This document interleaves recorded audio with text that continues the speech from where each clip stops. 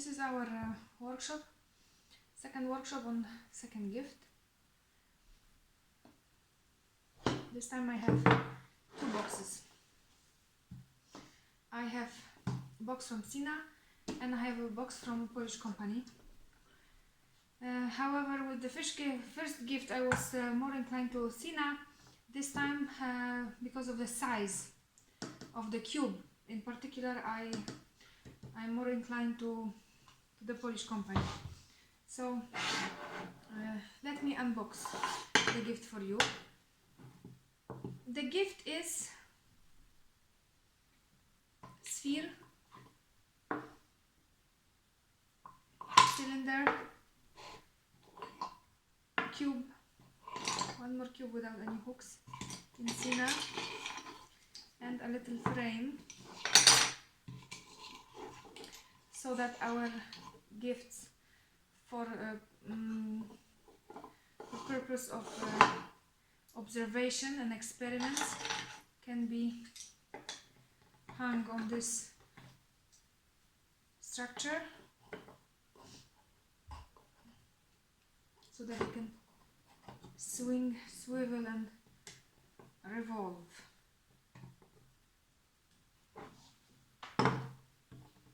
Okay, and a little probe for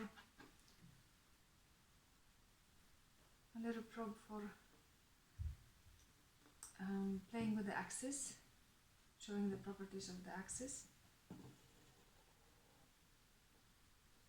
So this is what you would do with the sphere, the cylinder and the cube to reveal the shapes, different shapes. If you spin the cube on this hook, cylinder will appear, and if you spin or revolve the cylinder on this hook, sphere will appear, and when you revolve the sphere, it still stays a sphere, and that's how your cube looks like when kids are playing with it. So I will put aside Sina and I will do the presentation on the Polish company's gift. Opens hard. It's a much bigger box, much heavier box, and has separate stand for the frame.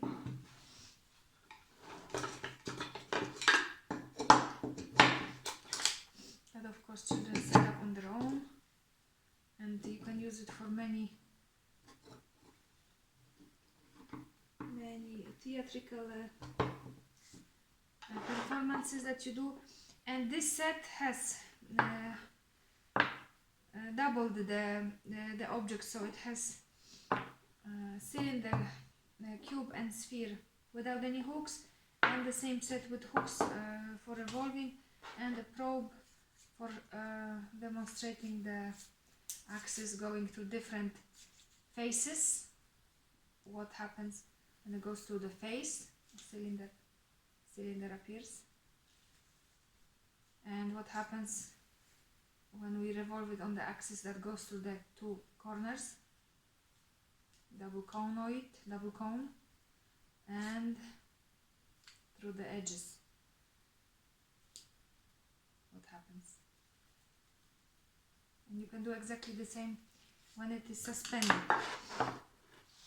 This gift is also for children below age of 3, but in Sina we have to take care of these, so remove them if you are with kids below 3, and the Polish company has this, so also with the young ones I would rather avoid these elements.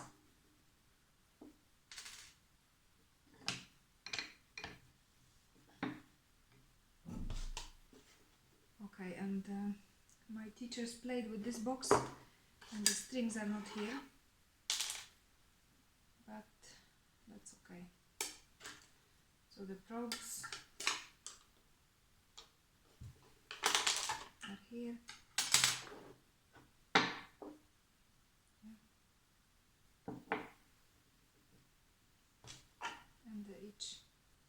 one has a hook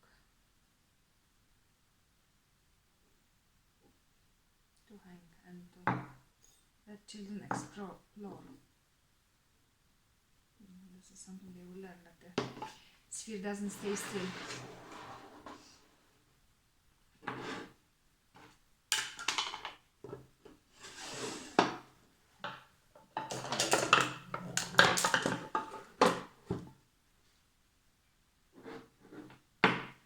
What's the most important thing about this gift? In the beginning, Froebel designed it as such a set: a sphere, perfect shape, and a cube, complete opposition of the sphere. Why opposition? Because this one has no edges, no faces, no corners, and this one obviously has faces, surfaces, edges, and corners. But this should be the second thing I say, because the most important thing when you introduce the second gift is to let the children understand and see and discover the difference between the first and the second gift, which is obvious. First of all, the sound, or first of all the color, maybe, right? Here we have many colors. Here we have one color or something we could call not a color at all.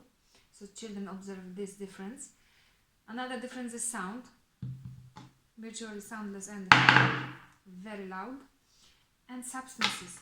This one is very soft, and this one and very hard.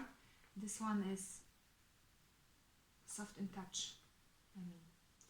And this one is rough, and the material is soft. It is, so shouldn't say, yeah. So soundless, loud. So the sound, the material from which it's made, the properties of this material, the texture, hardness, and the colors. When you are done with that, when the children understand perfectly, then you go to what I have already initially mentioned, which is the differences between these two. And then Froebel said that because in his theory, the unity of everything to everything, the connection, the interconnection, the connectedness of everything to everything was so important. The unity was important. So he added this to show the unity of everything, symbolized by this beautiful set. Because the cylinder has the properties of both the sphere and the cube, it's a perfect connector of these, and shows that everything, even though seems completely different, can be united, can be connected.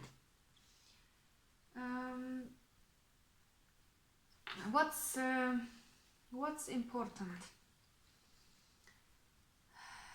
These objects, if we talk about forms of knowledge, if we talk about mathematics, as solids, they represent, as we say, and this what we should teach to students: cube, a cylinder, and a sphere. And in terms of planes, circles, flat circles, and squares. And if they're revolving, as we mentioned, they also can show double cone or conoid. The sphere will always, no matter how she revolves, be a sphere. The cylinder will transform into a sphere, and the cube will transform into a cylinder. So beautiful cycle, yes? The revolving cube becomes a cylinder, the revolving cylinder becomes a sphere. Connection again, unity again, beautiful thing. And something each of your students should have their own set, so when they are sitting and exploring, this is the observation they will be making. They will be playing with the probes and putting these shapes into motion, and they will be discovering these wonderful things. Froebel said something, I will read the sentence to you. That which follows is always conditioned upon that which goes before. What does it mean? That we should not introduce first very complex and difficult motions. We should start with the obvious thing and then proceed to the more complex. And we should also understand that the first thing we mentioned, it should logically lead us to our further discoveries. So it is very important for you guys in your planning, in every lesson that you are making, in introduction of gifts. That's why we've introduced first this, the simplest, the most concrete, the most united and the most universal is introduced first, and then we go into other gifts. Each of them is logically related to the previous one. So what could be extracted from that sentence which Froebel said, and what we should remember about when we are introducing our lessons and activities and new concepts to children and gifts as well. First of all, introduce first or talk first about the simple, and then go to complex things. So what was simple? The simple was the ball. There was nothing else there but the color. This was the only distracting point, the color. So that was something simple. Here complexity starts. Not only we have difference of colors, difference of hardness of sound, but also different shapes are introduced. So first something simple, then something complex, then first something concrete, then something abstract. What is abstract here? For example, the fact that when they revolve, they unravel different shapes. First, unity. They were all the same, nothing but color differed.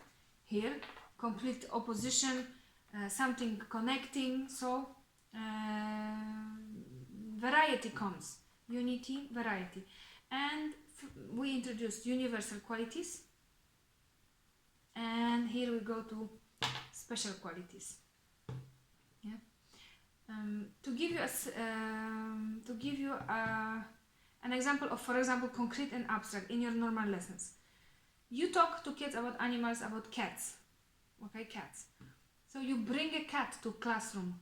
You let them see a cat, experience a cat, and then you can show on pictures, on screens. First you bring the concrete, then you go for the abstract. You first bring bags or basket of bananas, and then you let them draw and see the bananas on other media. Universal qualities before special qualities. For example, first you talk about the cat, and then you expand into the family of these animals, which is lions, tigers, and so on. So that's something important. Let me repeat one more time.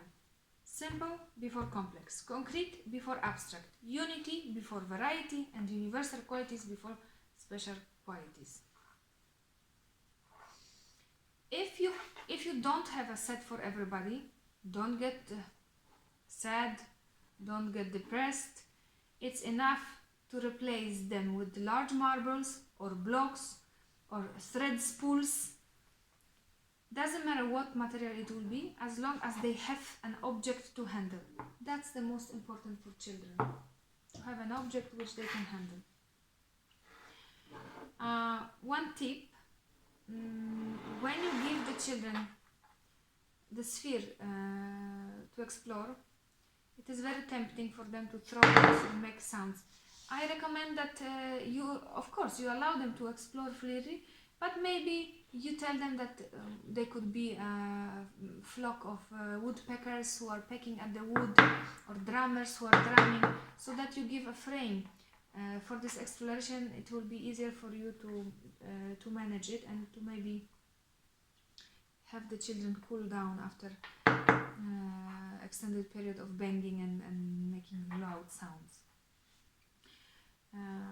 After you introduce the sphere, you introduce the cube, you talk about its faces, you talk about the edges, the corners, you compare the motion of the sphere and the cube.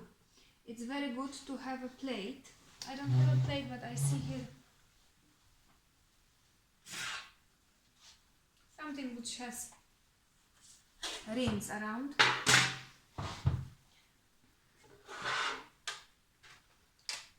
Round one on plate. You let the children see how easy it is to move the sphere. Then you let them see whether it is as easy to move the cube. You let the children see how the cube behaves on a slope and how the sphere behaves on a slope, which is more stable, which is less stable.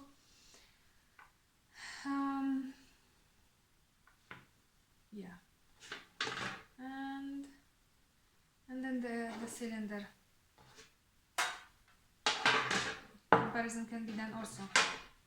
It can behave like a cube, can behave like a sphere.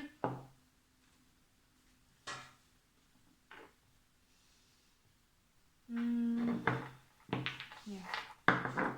So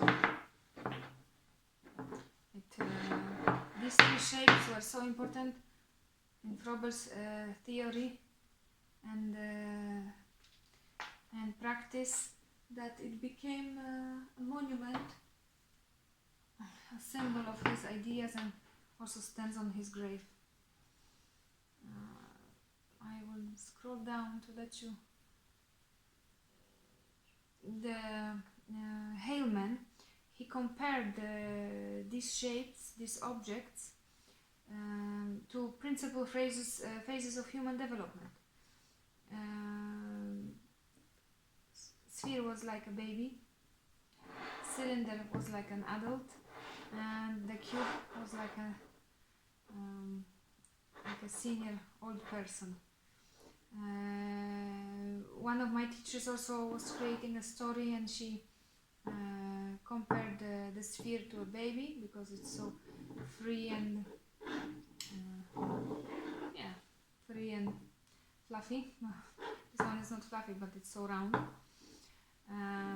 chubby. Cylinder was a mother and full of grace, and the cube was the father, stable. So they can express many different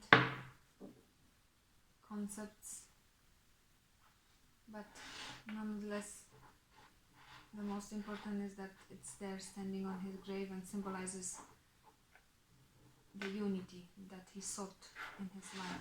Was so important for him. Okay. When you talk about gift number 2, don't focus too much on the object itself. These things are for children to explore. Don't force them to remember that this is sphere, that this is cube, that this is cylinder. Don't drill with them the names of the edges, of the corners. Imagine a story, introduce them through a story. Only in this way, when they play, when they can be involved in the real self-activity. What is the self-activity? It's when the children are engaged and they benefit from what they are doing. They have thoughts, they have observations, they handle, they compare, they can judge, they can conclude on their own. This is the magic that should be happening on every of your lessons. Maybe introduce a story through which you could tell the children about properties and names of these objects. So let's say you create a scene where you are in a forest,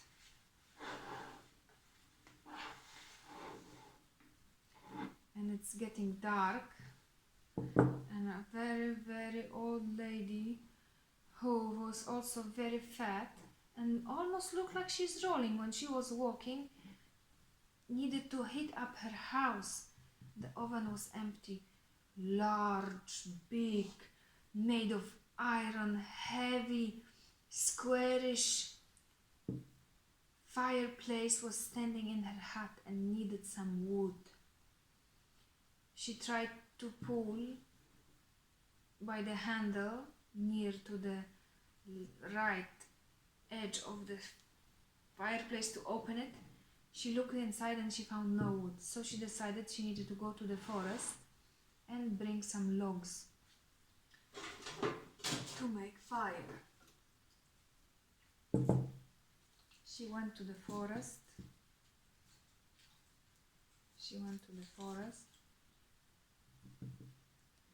She searched for trees that were good enough, maybe felled before, laying on the ground, but she could not find anything. She found one tree that was still growing. She found one other that was felled but was very heavy. She thought she would have to give up, but suddenly she found one log of a perfect size. She tried to push it from the face, but it didn't go. So she stood behind it, approached it, and she pushed it, and it rolled. It rolled similarly to her. She thought, this log is moving just like me. So she pushed it till she reached her house. In the house, she was able to open the fireplace, put the log inside the fireplace, and so happy she was when the house became warmer and warmer and warmer. So here you have it. You introduced the shapes, you spoke a little bit about some properties, and then when the children will go to sit in the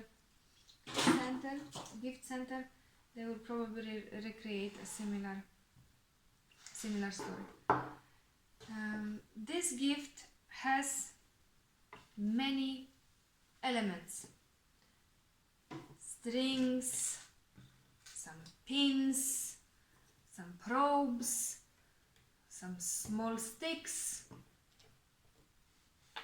It is important not to lose it. Whenever you open each gift, assign a specialist student. Assign a specialist student to a gift. Take a photo of a gift inside the box. Take a photo of how the gift is collected inside the box. Let's do it right now, because anyway we have to pack it. Our shapes are tired, they need to go to rest. Here I have elements that don't belong to this gift, and this is the worst thing that can happen if you get your gifts in a mess. So organize your gift nicely. Show to students, make it a very big deal. The shapes, baby, mother and daddy are going on holidays and they need to pack their foldable bed, which consists of the base and the 3 elements of the frame. Mommy's suitcase, daddy's suitcase, baby's suitcase, and what that could be? A rope. What that could be? Because they are going mountain climbing, they also need 3 harnesses. 1, 2, 3 harnesses go inside the box with the pins. And they will also need long probes.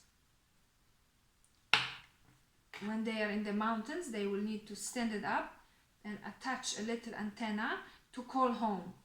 So they need these 2 probes as well. Make sure that all the elements are visible. Daddy jumps inside, mommy jumps inside, baby jumps inside. Take a photo, colorful photo the best, Place it on your wall next to the gift center. Make one student responsible. For example, Lena is the specialist of gift number 2. There is a photo. Every time they play, whoever packs the gift, we ask Lena to come to confirm whether everything is there. You will have less work. She will feel responsible for something important to do, and the gift will not be in a mess. So do this with every gift, and make it also a very exciting lesson, and students will be looking forward to becoming specialists of the gifts. In our groups we have 15 students. There is more than 15 gifts, so no problem. We will have enough for everybody to become a specialist. Photo is taken, everything is checked, check. Close the box, and you are done. And the same with this. If you have two different types of this gift, two versions of this gift, take 2 photos and make sure they can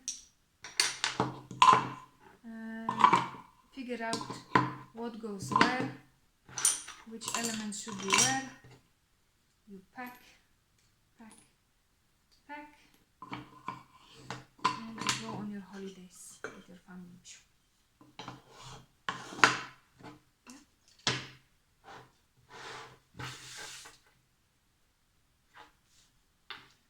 I'm just checking if there is anything else, but I think that's the most important as far as gift number 2 is concerned.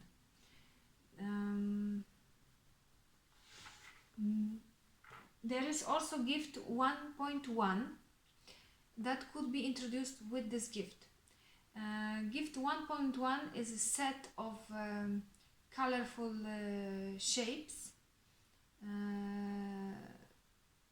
cylinders, cubes, and spheres. I will have a separate video about it, and this is the time to introduce 1.1. After you finish introducing number 2, go ahead and introduce 1.1. It will go amazingly with the comparisons, with the themes, and with the additional activities that students can make. So I guess that's it for gift number 2. This is, remember, this is basis, and see you later.